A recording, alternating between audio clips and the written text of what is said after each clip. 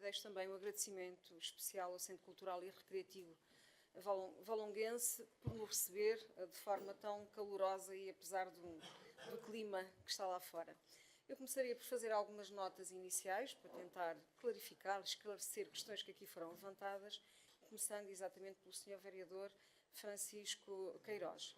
Começar por lhe dizer que o Sr. Presidente, naturalmente, hoje não fez qualquer referência ao Parque Verde, na medida em que já o fez na semana passada, sim. Não só na sua intervenção inicial, como eu própria fiz uma intervenção sobre a inauguração deste parque. Dizer que é uma obra, e o senhor sabe tão bem quanto eu, até porque esteve no ato de consignação, é uma obra cujo dono de obra é a Metro Mondego, não é a Câmara Municipal. E, portanto, o mais natural é que os convites tenham sido, naturalmente, endereçados aos diferentes convidados por parte da Metro Mondego. No seu caso, em concreto, eu é que me senti mal, eu fui convidada e achei por bem estender o meu convite a si. De facto, considerei que era uma falha formal protocolar e, por isso, o senhor deu-nos o prazer da sua presença e foi muitíssimo bem-vindo e esteve connosco a ver aquilo que foi feito, que é um parque do qual nos devemos orgulhar. Mas não podemos esquecer a essência desta empreitada, porque é uma empreitada, na verdade. Foi lançada pela Metro Mondego com um grande objetivo, que é compensar a cidade de algumas perdas de árvores que foram abatidas no âmbito do sistema de mobilidade de Mondego, porque era inevitável para a construção do respectivo canal. Portanto, o grande objetivo era recompensar em termos de verde, não é fazer estruturas, que é o que agora o senhor está a tentar exigir à Metro Mondego. Aquela empreitada foi feita nos termos do caderno de encargos, dos mapas de medições e do orçamento que foi aprovado naturalmente pela respectiva Metro. Nós apadrinhamos, naturalmente, estivemos com eles, ajudamos a fazer o projeto. Aliás, o projeto inicial é da Câmara Municipal, da Divisão de Projetos, da Sra. Arquiteta Joana Sobral, que depois foi, naturalmente, revisto por parte da empresa e da Sra. Arquiteta que nos acompanhou, como sabe, na respectiva inauguração. Mas a essência era reflorestar, era, por um lado, erradicar tudo quanto era invasoras, mas, acima de tudo, reflorestá-lo e criar um parque verde. E, portanto, o objetivo está atingido. Mais do que isso, todos os trabalhos previstos e quantificados foram complementados e a Metro recebeu aquela obra. A inauguração foi marcada, como é natural, pela Metro, porque considera que os trabalhos terminaram. O que é que está por fazer? Problemas da Câmara Municipal. Portanto, mas que, infelizmente, este Executivo herda e isto é sistemático. Cada vez que chove, e eu já estou com o meu coração nas mãos, como dizia a minha querida avó, porquê? Porque vai haver derrocadas. E se os plásticos lá estão exatamente para tentar impedir eventuais derrocadas. Aquele talude que é alto foi feito na altura em que foi construída a rua, e perdoa-me o facto de não saber o nome da rua de cor, foi construído, mal construído. Muitas das vezes com aterros que não são devidamente compactados, não são devidamente controlados, e quando se começou a desmatar, sentiu-se instabilidade nesse mesmo talude. E, portanto, as obras acabaram por parar, na base do talude nem foi feito aquilo que era previsível, que era previsto fazer, porque obrigava a alguma pequena escavação e poderia aumentar a instabilidade daquele talude. Foram colocados inclinómetros pela própria Metro, que não estavam previstos em caderno de encargos, nem nas medições, e estão a ser, neste momento, vigiadas, controladas as medições para saber se é necessário fazer ali algum tipo de intervenção mais profunda. Agora, faz algum sentido privar as pessoas de um parque que está concluído, que tem as suas plantações nos termos em que estavam previstos em termos de projeto, só porque há um problema de instabilidade do talude, que ainda para mais não é responsabilidade da Metro? Obviamente que não. No que respeita aos caminhos, os caminhos, aliás, inicialmente não era previsto fazerem-se caminhos, houve alguma colaboração, e eu fiz questão de dizer isto logo no início, quando foi apresentado este projeto à Câmara Municipal, de que a Câmara seria uma colaboradora da Metro Mondego, porque a Metro não tinha a obrigação de fazer este tipo de trabalhos, nomeadamente modelação de terreno, para fazer caminhos. Portanto, nós prontificamos e demos apoio também nesse sentido, nomeadamente na parte que foi aberta para o bairro do Norte de Matos. Consideramos que aquele caminho era muito importante fazê-lo, mas agora a Câmara terá que complementar, nomeadamente em termos de revestimento, no caso de não querer manter em terra batida. Portanto, fica aqui claro, não houve nenhuma precipitação da inauguração, houve uma obra que é da Metro Mondego, esta que é a dona da obra, não é a Câmara Municipal, que foi terminada e agora compete à Câmara recebê-la e, naturalmente, mantê-la e, como sabe e percebeu, dado o número de invasoras, em grande número, em número muito significativo, é um parque que nos vai dar algum trabalho em termos de manutenção e, olha, recai também sobre os seus serviços, como sabe. De qualquer das maneiras, eu gostaria muito de esclarecer que o objetivo aqui da Metro Mondego é essencialmente compensar e garantir aquela captação que já foi subejamente divulgada, que é por cada árvore que abatem, plantam 3. E pronto, este é um contributo para atingir essa quantificação. Espero ter sido clara, mas estarei sempre disponível para esclarecer eventuais dúvidas. Em relação ao Sr. Vereador José Dias, o que é que eu posso dizer? Eu estou completamente de acordo. Eu até gostaria de passar para aí para o seu lado e se vamos sonhar, sonhamos todos juntos, não é? Porque uma coisa é sonhar como é que é Oslo e como é que são grande parte dos países europeus, da parte norte, não é? Da norte da Europa, que são claramente exemplo a vários níveis, não só ao nível da mobilidade, mas também ao nível da mobilidade, nomeadamente a sustentável. Agora, não podemos esquecer que a nossa realidade é outra e temos muito ainda que pedalar para atingir os calcanhares de países como a Suécia, como a Noruega, como a Alemanha, como qualquer um desses países nórdicos. Eu conheço bem essas práticas, mas repito, nós temos que viver com os pés assentes na terra. E agora vai-me perdoar ser muito direta. Esta obra, porque é que insistem insistentemente, e já vi que vos corre a todos tentam pegar nas obras do sistema de mobilidade de Mondego. Mas vocês esquecem do pecado mortal. É que a obra, o dono da obra, não é a Câmara Municipal. São as Infraestruturas de Portugal. A Câmara é colaboradora. Portanto, eu não posso ir lá exigir absolutamente nada. Mas, repito, aquilo que já foi dito aqui, subejamente repetido, o projeto foi aprovado ainda no Executivo PS. Portanto, não foram impostas condicionantes absolutamente nenhumas. Foram lançadas as empreitadas sem nenhum tipo de exigência ao nível da maquinaria. Portanto, vamos ser realistas. Obviamente que agora podemos sonhar todos, querer e mais um par de botas e mais alguma coisa. Não é possível, sob risco de termos que parar uma obra e pagar indemnizações. Mas isso não foi previsto em caderno de encargos. Mas não sei se sabe, eu sei que isto é de engenharia, mas, mais uma vez, não tem que ser tudo política. É sempre importante todos aprendermos um bocadinho com isto. Estas questões são postas sempre ao nível dos procedimentos de concurso, das peças processuais. E depois é exigido. Agora, se não é exigido logo numa fase inicial, não podemos mudar as regras de jogo a meio do caminho. Vamos dizer ao empreiteiro, não quero que haga essa maquinaria, agora vá comprar uma nova. Podemos exigir isso? Não. Obviamente que não, e qualquer uma pessoa sabe isso. Portanto, sonhar é fácil, é barato, mas infelizmente não é praticável. É só isso que eu lhe posso dizer. Em termos de vias pedonais, obviamente uma obra que está com o dinamismo que está, e é por isso que estão todos a ficar, se calhar, muito desconfortáveis, é que a obra está a andar e está a andar bem. E neste momento já todas as pessoas começaram a perceber, já são visíveis produtos acabados. Estamos a pavimentar, hoje não. Infelizmente está a chover. Aliás, eu fiz questão de dizer que as pavimentações só podiam decorrer se tivéssemos temperaturas superiores a 10 graus e não haver chuva. Não pode haver umidade, sob o risco de ficarmos com índice de vazio muito elevado e abre buraco. Obviamente é uma questão que toda a gente sabe, inclusive é conhecimento geral. Portanto, hoje estamos suspensos, mas temos estado a fazer pavimentações, de vez em quando obriga a fechar, e eu tive o cuidado de explicar isso aqui previamente, determinados pontos da rede viária, mais 3 dias, 1 dia para pavimentação, 2 dias para a secagem e presa. Portanto, nós estamos a fazer o que é possível, quando eu digo nós, IP, com quem se tem mantido um relacionamento de colaboração extraordinário, e a própria Metro Mondego, todos no mesmo sentido para que a obra corra bem. E a obra tem os seus percalços, como qualquer obra. E eu desafio aqui alguém a dizer que já tenha feito obras em casa que não tenha tido qualquer percalço. Não há uma obra que corra como a gente programa. E, portanto, uma obra na via pública, com a complexidade de que temos, que é de manter todos os sistemas em funcionamento, como também já aqui expliquei várias vezes. Não podemos simplesmente cortar a água às pessoas.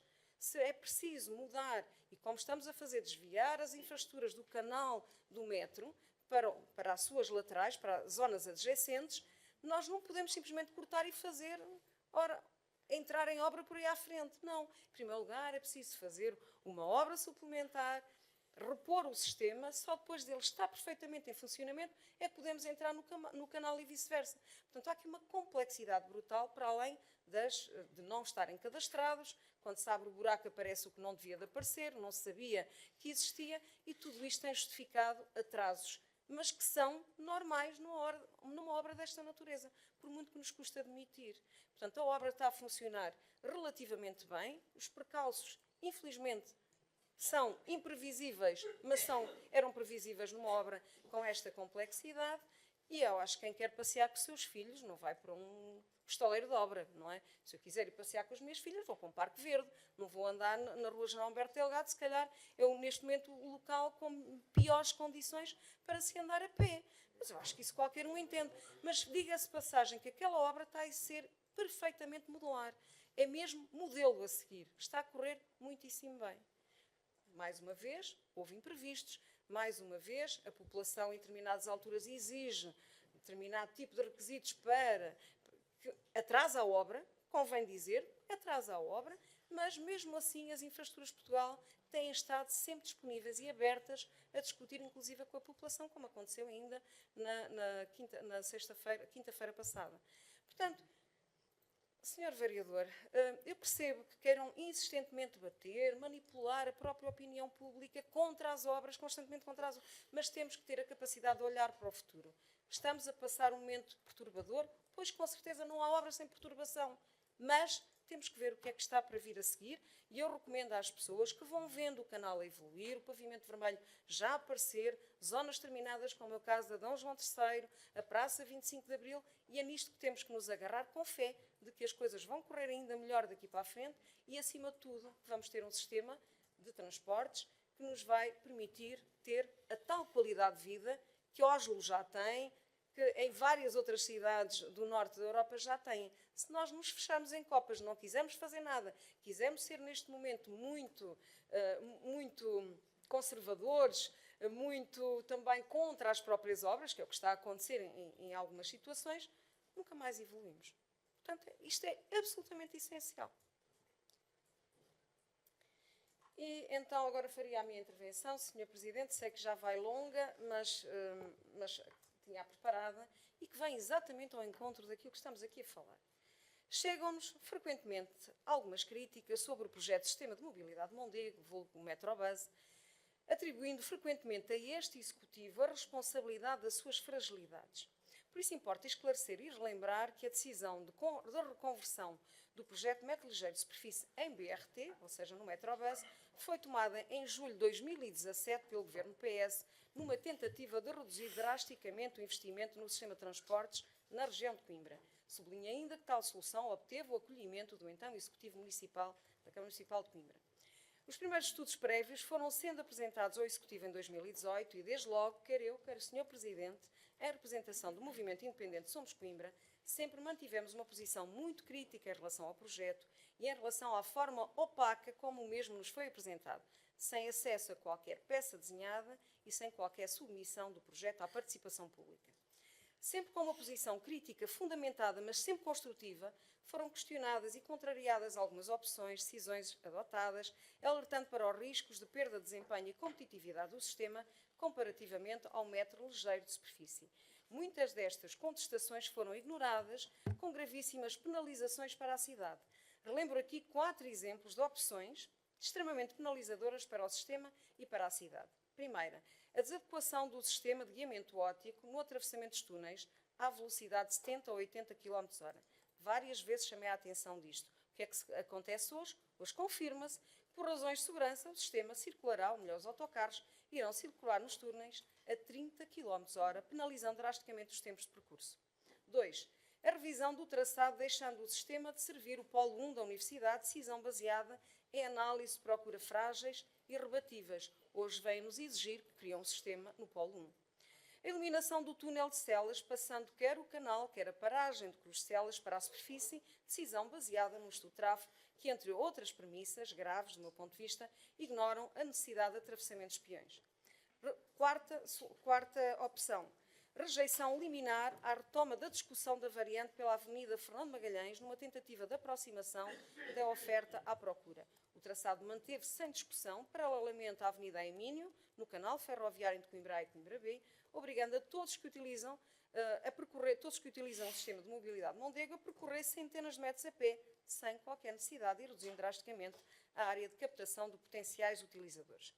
Mas nem todas as causas foram perdidas. Identificam-se melhorias, entretanto, introduzidas ao sistema na sequência das nossas intervenções, sendo certa a reconversão do metro ligeiro em BRT, Tal solução só seria aceitável se garantido um canal dedicado em toda a sua extensão e a prioridade de passagem em todos os cruzamentos. Relembro que inicialmente apenas se previa a prioridade nos cruzamentos mais importantes e hoje em dia é em todos eles. Lamentavelmente, a segregação não está garantida em toda a extensão do canal, sendo mesmo previsíveis demoras acentuadas no troço entre o ZUC e o Hospital Pediátrico, num espaço onde a segregação até era possível e as demoras evitáveis. A curto prazo, estou perfeitamente convencida que tal segregação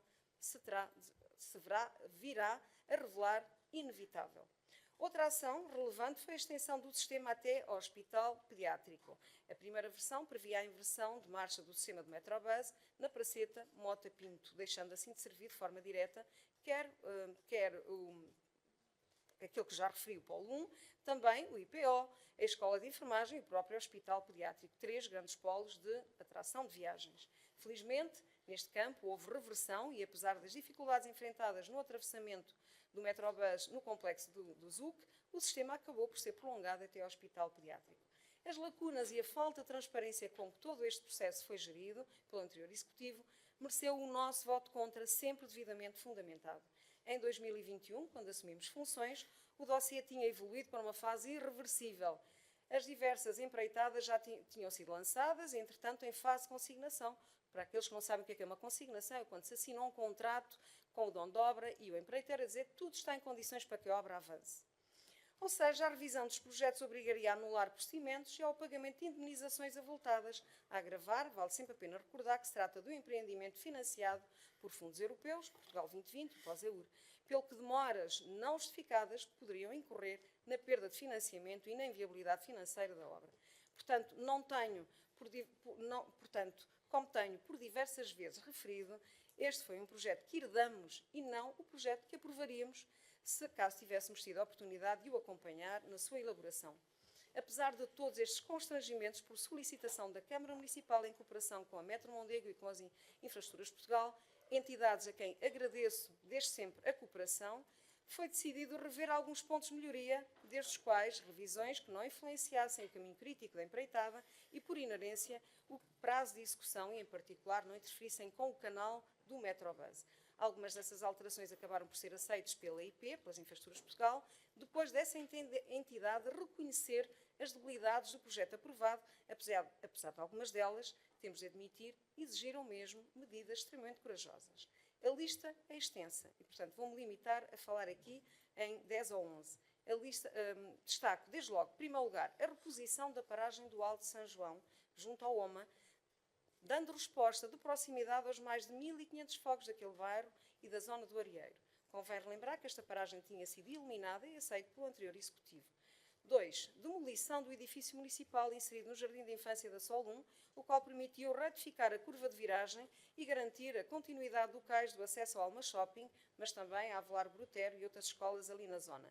Sublinhar que o projeto aprovado, por não prever a continuidade do cais, obrigava a que todos que se dirigissem ao centro comercial ou às escolas a atravessar o canal para o lado oposto, circular por locais de direção contrária e voltar a atravessar o canal para finalmente aceder àqueles espaços. 3. Reformulação do perfil transversal da Rua General Humberto Delgado, reduzindo uma via de circulação de tráfego, de forma a alargar os passeios e manter alguma zona verde. 4. Reformulação da Rua D. João III, poupando o abate de dezenas de árvores, integradas em espaços verdes e de fruição urbana, em substituição de um espaço inóspito e impermeabilizado. 5.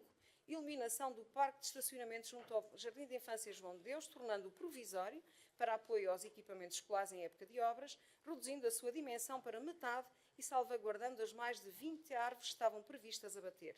6. Requalificação da Praça 25 de Abril, salvaguardando também aqui mais de 2 dezenas de árvores inseridas num desenho urbano ambicioso, cuja qualidade global resultante é hoje visível e inquestionável. 7.